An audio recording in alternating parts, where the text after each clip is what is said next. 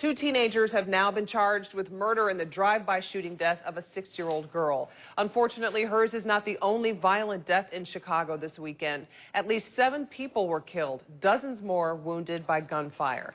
ABC 7's Sarah Schulte is here now with that story. Sarah.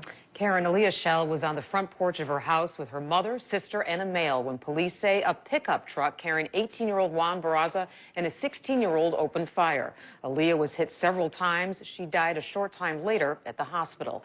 Gun violence injured another child late this afternoon, also on the south side. Detectives, crime tape, evidence markers, a familiar scene, especially this weekend.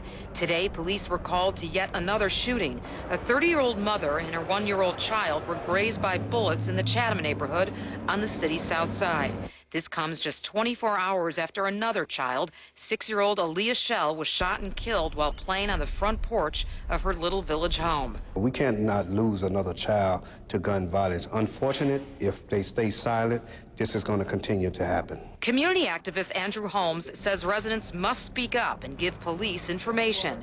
Holmes often spends his weekends at crime scenes. He attributes much of the violence to gang activity involving retaliation. 18-year-old Juan Barraza and a 16-year-old boy were charged with Aaliyah Schell's murder. Police say both teens are affiliated with gangs.